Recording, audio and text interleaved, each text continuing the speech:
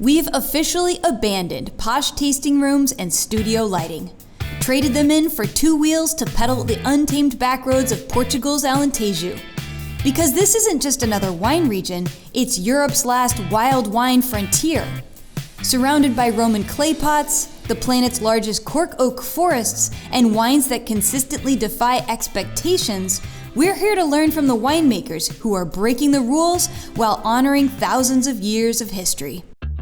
I'm Madeline Puckette, your wine nerd in chief. I wrote a New York Times best-selling book on wine and have helped millions of people find their way into wine with my brand, Wine Folly, making it genuinely way more fun to learn by drinking. And joining me on this wild ride is my teammate, David Glusman, a lifelong cyclist, expert camera wrangler, and the guy who got us out here poking in Alentejo's most secret cellars. This is Wine Follies Mapped, and we're on a three-part adventure into the heart of Alentejo's winemaking culture. Our journey starts in southern Portugal in the city of Évora, a UNESCO World Heritage Site and the best place to learn more about Alentejo's wines. Then we hit the road to visit a winery estate that's gone full sustainable. After that, we're on the bikes, riding by two local artisan workshops before climbing a hill to end the day at a fortified medieval village with the best views.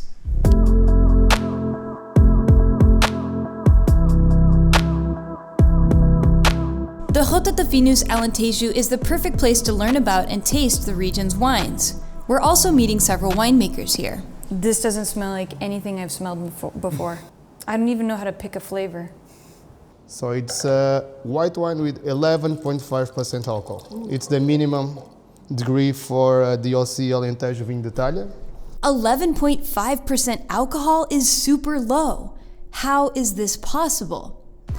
Alentejo sits in southern Portugal and it's quite hot here, but it also has a winemaking history that dates back to antiquity. And because of this, there are many native grapes, perfectly suited for the area's arid climate. The wine I'm trying features local terroir, made in a historic vessel called a talha, a clay amphora. But elegant white wines aren't the only specialty here. So basically this 100% Syrah, it's a mono grape wine. For me, it reminds me dark chocolate. It's very good. What's so interesting about tasting something like Syrah in a place like Alentejo is if you know Syrah from somewhere else, you can relate it to what it's like here, and so what's different about this area that produces Syrah. And it's a French grape, perfect in our soil, and the family of our winemaker, Tiago, were one of the first to plant this grape in Portugal. Really? It's an amazing wine. What I like about it is such an amazing amount of extraction. So you're definitely making a high quality wine here, but it's a play between fruitiness, floral, and savory qualities. I get a little bit of black olive. Look, the legs. You can see the legs here. Well, look at that. Alentejo wine is more diverse than I thought. Alicante Bouchette, Touriga Nacional, Aragonês, plus a little Syrah, these are the big reds, easily rivaling the world's top Cabernet. Trincadeira and Alfochero offer up mouth-watering acidity, and they're often blended with the big reds to create balance and aging potential. I started calling these red blends Alentejo because they use classic Portuguese grapes in an international style. But then there's Moreto. I know my Somm buddies back home will freak out about this wine. It's elegant like Pinot Noir, but grows in the hottest climate. Finally, the white wines. It smells like pineapple and chervil and a little lemon balm. Most notably Arinto and Terroir. Arinto is Portugal's answer to Chardonnay. It can be light, rich, aged in oak, inox, and it has so much age-worthy potential. And Terroir, on the other hand, is something distinct.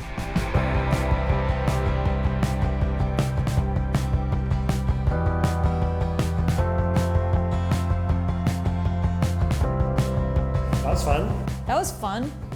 But now things are starting to get interesting. We're heading out to a famous winery in the area called Estoril, and we'll be able to see the vineyards firsthand and feel what it's like to be in one of them.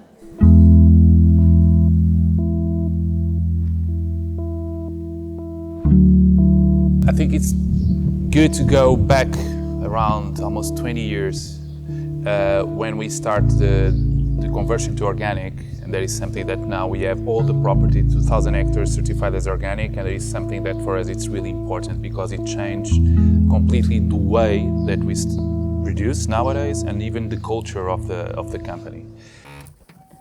First we'll see the vineyard that we planted in 2011, that is an epigraphic field, okay, and then we'll go to a new vineyard too that we planted in the last 3 years that is completely immersed in what we believe is the natural ambience and ecosystem in here.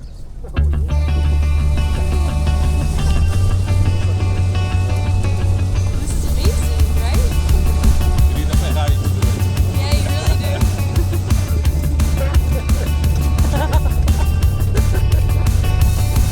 And so in here, it's the epigraphic field where we have each of these rows are a different variety. 189 different wine varieties grow here in the name of science, many of which I've never heard of. Some thrive with climate changes, others not so much. We continue to drive through a chaparral forest to a new vineyard separate from the rest. Its isolation protects it from disease, and the forest increases biodiversity, including microflora, which helps the vineyard. Here in Alentejo, the producers have little choice than to act more sustainably because the environment here demands it. So that's first half of the day done, and now it's the serious part, bike time. Bike time! Woo! It's hot. Someone's got a bit more energy than me. Not sure if you can tell, but these new outfits look nice, right? Alentejo's location in southern Portugal means it gets hot. Brutally hot, and we happen to be here during a heat wave. But I am determined to keep us on schedule to learn more about the region's artisan goods, including the amazing wool fabric. My name is Luís, and we are in Reguengos de Monsaraz, which is central interior of Alentejo. So we are in Fabrical, which is a very old factory that exists since 1918. It's a factory that keeps a very old tradition from this region, which is the manual weaving of products made out of wood. In the small looms, it's about 1.5 to 2 days. In the big loom, we have products that can take 7 days to be weaved. What inspired you to work in such, it's a new business for you, but it's such an old business. What is the inspiration behind this company for you? Well, for me, it's more like a second life. Of course, it's a completely new business. I'm coming from a completely different sector. And we got together here because basically we fell in love with this activity, with this art, because for us this is a art. And this is basically what inspired me. So having a second life, so to say, and also being able to support something that has such an important significance for this region. Yes. Artisans working 100-year-old looms and 200-year-old amphoras still making wine. It's clear now, the Alentejano see value in heritage.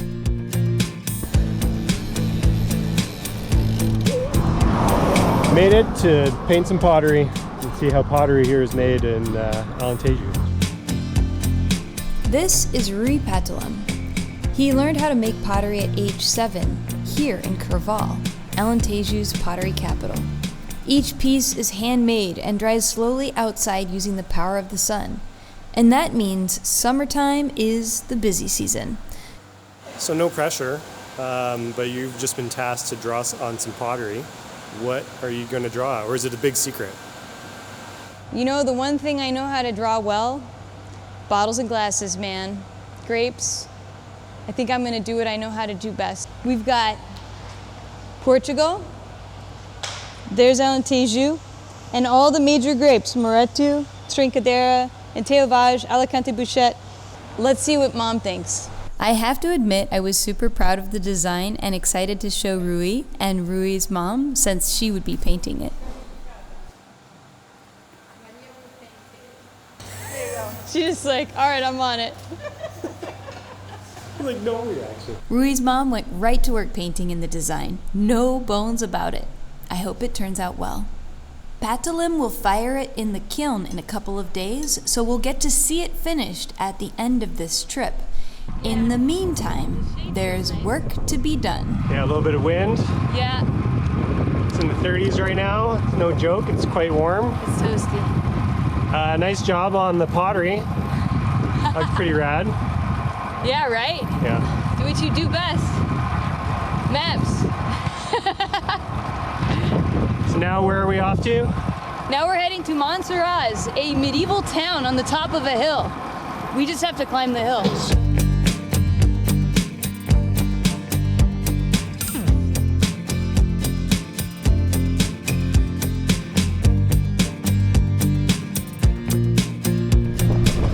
Nice breeze. Oh, just so good. What surprised you today? Wow, actually more than I thought. One, the people here are awesome. They're super passionate about their place, Portugal. They're really proud. And one, the wines have all been excellent, really good. That's not a surprise, so I'm actually validated by the fact that wine's been really good. I loved seeing all the vineyards today with just full of grasses and flowers everywhere. It's a sign that it's a much more sustainable farming methods being generally used here, with just grasses growing like crazy. It's probably organic or beyond organic, and it's everywhere.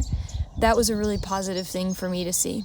Tomorrow is a very special day because we go to a part of Alentejo that is growing very ancient grapes and making wine in the old way, and we get to really dive into it. In fact, we found someone, the only person in the world, who is still making talhas. And we don't know what it's gonna be like, but I'm excited to find out. Good morning! We're on the road from Montserrat to Granja Amareleja, to a vineyard that has this subregion's most important wine grape. Then, staying in Alentejo's hot south, we meet the winemaker who changed everything to make top-quality Alentejo red blends. And then finally, we're on the bikes, on a very special off-piste route that takes us all the way to Videgueira, which is the spiritual home of Talhas winemaking and the Amphora workshop. Today is even hotter than yesterday. There are thousands of grapes, so what makes one worth saving? Well, this is the story with Moretu, a grape from here in Granja Amareleja. This is José Pitera. He has a tiny plot of old vine ungrafted Moretu, and he brought his 2022 vintage made in Talha from those exact vines. My first wine foi em Talha, Yeah, in Italia. in Talha do Bairro.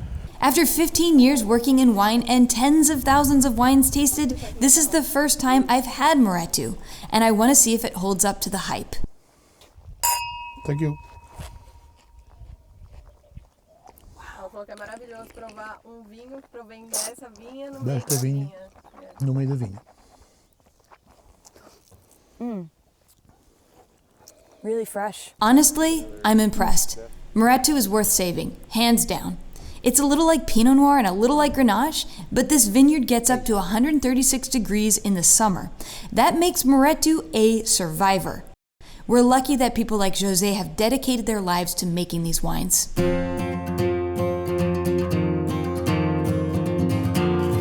And now for something completely different. We're headed to Herdade de Beso. This is one of Portugal's largest wineries that saw the potential here in Videgueira and started a winery here back in 1997. But they're doing something very, very different. You might have heard how alcohol levels continue to rise in wine regions around the world because of climate change. But we've heard something incredible is happening here in one of the world's hottest wine regions. For example, 2012, we bottled wines with 15.5. The new ones we will bottle 2023 vintage between 13.5. Now, Alentejo isn't getting cooler, so what changed? In 40% of our property, we are planting the old forest. Which means we nowadays we are having 60% with vines, the best soils, and 40% small trees, but we are working on that. By taking Alentejo's rigorous standards of sustainability to heart, Herdade de Peso transitioned 40% of their land back to forest, and it's directly improved the quality of their wine. There we go. I think you might have got it.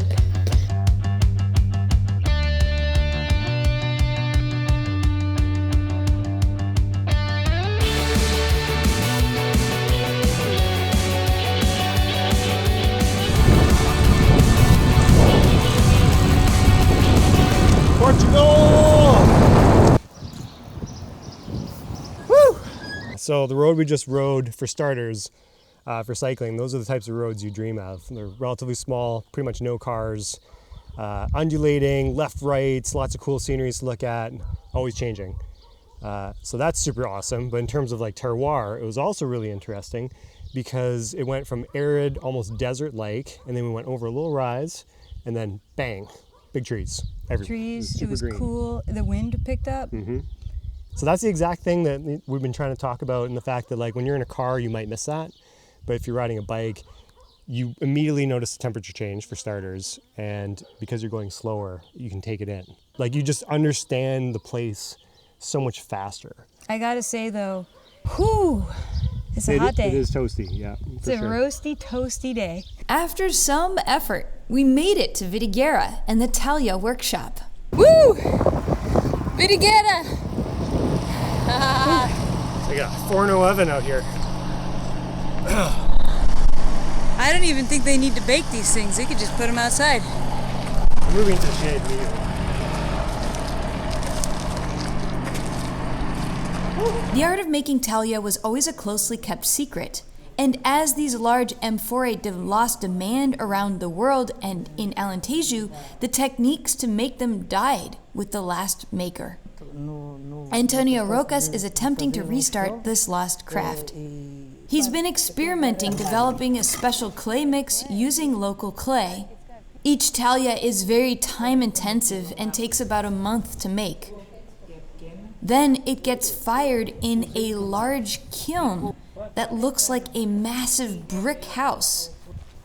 Seeing these amazing clay pots makes me wonder how many of our artisan skills we've lost in the endless march of time. I have to respect the work of bringing back a lost art like this, even if no one has made wine in one of these yet.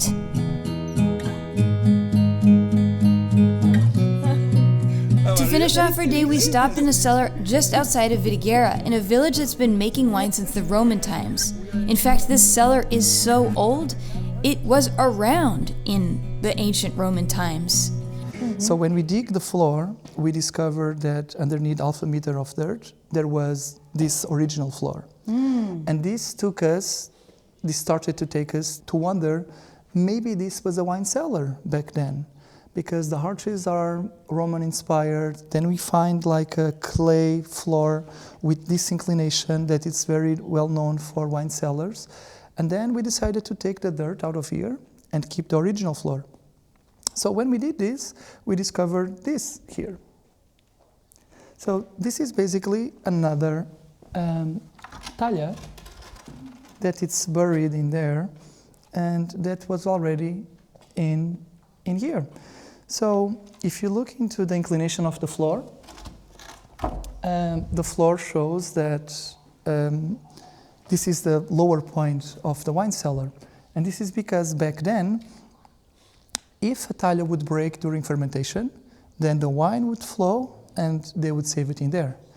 This is called the thief Talia. And this is exactly the concept. The concept was to keep the wine that otherwise would have been lost.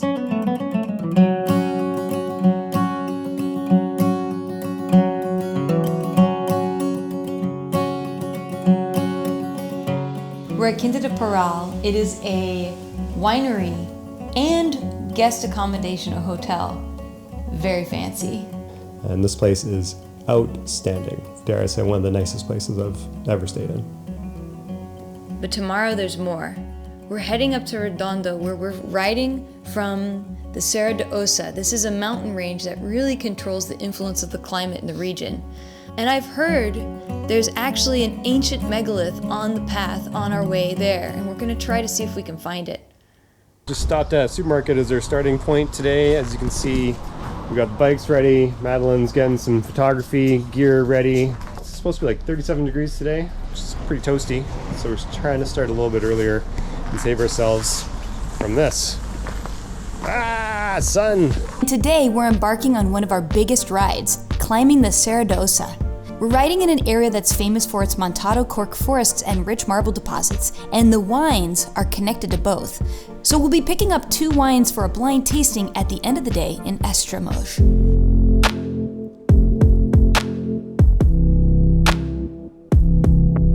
I heard Alentejo has the highest concentration of Neolithic structures in Europe.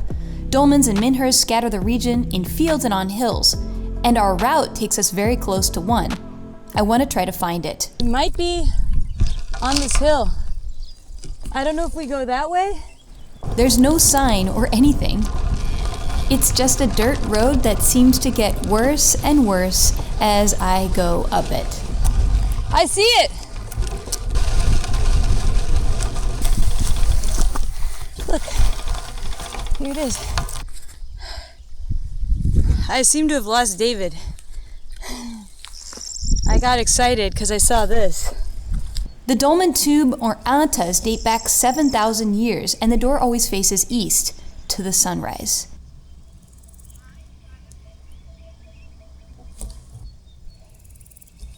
It's beautiful. Back on the road again. Now we're climbing the Serradosa.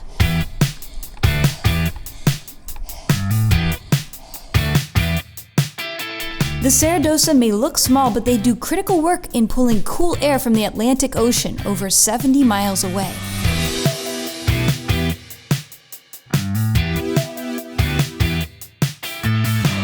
We're running late to our next winery appointment, so What? Late? We're riding so fast. we got the van to load the bikes. Onward!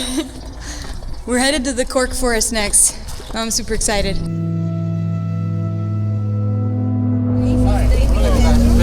nice to meet you. Welcome, Marshall. Hi. That's Madeline. Hi, Madeline. Hey! Pedro. Nice to meet Nice you. to meet you. How are you? Welcome. Thank you. Ian at Herda de Muchau put out quite the lunch spread, picnic style, next to their famed Alicante Bouchette vineyards. So this is really the flagship of who we are. This is Marchal, a brand, as it were. My grandfather first bottled 1949, but he gave it this image in 1954, which is still an iconic vintage in Portugal. It was a real reference, a national reference in those days. The wine is delicious, and we're here to learn more about the cork forests, which Ian tells us really expanded during the 1400s. But corks really started proper 1850s, 1860s. Corks come from the bark of cork trees. And that effectively is where the corks come from. So they're just punched that way. And then what you're looking for is you don't want too many of these stripes here. As we walked through the forest, we noticed the trees were numbered. What the 4 means, it actually refers, is a sort of 10-year cycle for stripping. So this would have been last stripped in 2014, that's what the 4 is. So this is going to be stripped with 12 years. Normally the legal minimum is 9 years.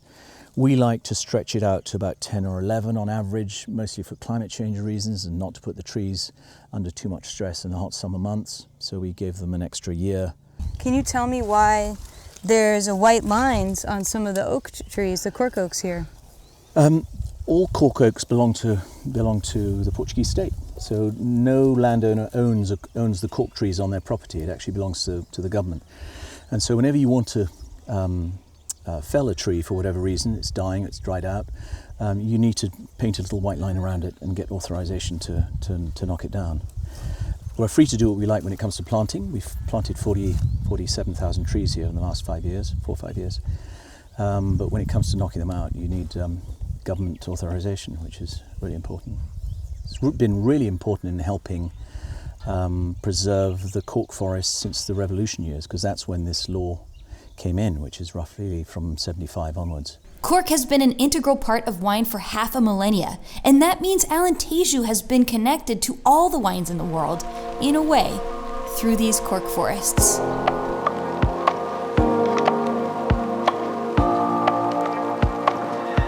Estremoz is the marble capital of Alentejo, complete with an ancient marble castle that you can actually book a room in. Yes, that's exactly what we did. The truth is, marble is a big deal in Alentejo. There is a marble industry here with amazing marble products, but it actually has an effect on the wines as well. And since we need to learn about wine in a fun way, why not make it a fun challenge? We picked up a wine from Donna Maria. The winery has a century-old marble lagar where the wines are foot-trodden still to this day. Thick-cut marble like this for agricultural use is not something you see anymore. This is a special winery estate. Then we went to a vineyard covered in marble stones. João Portugal Ramos made a single wine from this amazing marble soil vineyard. I think we'll be able to taste how marble soils affect the flavor in the wine. One of these wines is made with the marble soils. So the grapes grow out of marble soils. And how is that going to have an effect on the wine? Well, I think I can blind taste these wines. All right, guys, here's the deal. Kick Madeline out of here. She doesn't know which is which. So this guy is the ones that have marble in the vineyard, like right next to the actual vines that are growing. And then this one is the one that is made in marble lagars. Soil, production. All right. I really want to take a look at the color of these wines because I think that's my first hint. Both of these wines should be very extracted and really deep in color because of the amount of Alicante Bouchette in each of them. But marble soils, I think, are going to be kind of sandy and gravelly, which means the water's going to rush through, which helps increase aromatics and actually reduces a little bit of color in the wine. One of them is definitely darker than the other one, so that's maybe my biggest clue. Another thing that might tell me which one's which is on the nose of this wine. The aromatics in a wine with clay soils are going to be richer and bolder, and the aromatics with a more gravelly, sandy, maybe marble soil might be more aromatically floral, that kind of thing. So let's find out on the nose. Whoa, wow. This one is super aromatic. The last thing I think marble soils are gonna do is they're gonna lift the flavor of the wine. And what I mean by that is there should be pretty good acidity and it should be a little lighter bodied than a wine in clay soils. Let's find out. Really bright acidity and somewhat light. This one's a doozy. So I think this is the wine made in the marble soils, and this is the wine made in lagar. Did I get it right? No!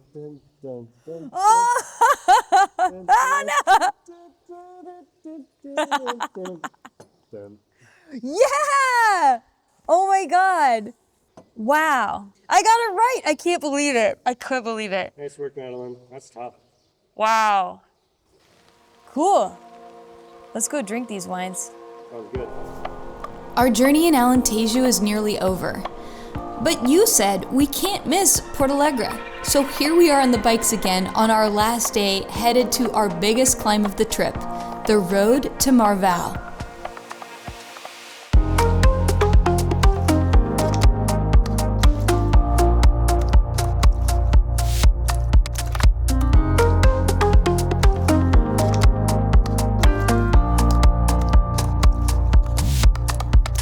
I'm so glad we went here. If I would have missed this, I wouldn't have seen all of what this area has to offer. I always knew Portugal just generally as being like pretty powerful, big wines. Mostly red wines is what I'd experienced in Canada, where I'm based.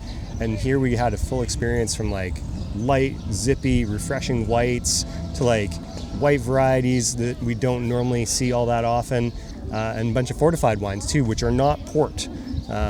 And that was really fun to try as well. I'd never experienced those wines before, and they were fantastic. The wine world is full of posh tasting rooms and big brands, but Alentejo, at its best, offers something that's quite the opposite, a treasure trove of undiscovered wine varieties and superfine wines for those willing to trust their palate. And remember the Portuguese pottery project we did on day 1? Check this out. It turned out awesome.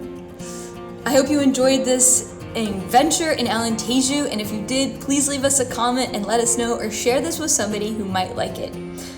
And as always, until next time, happy tasting. Peace out.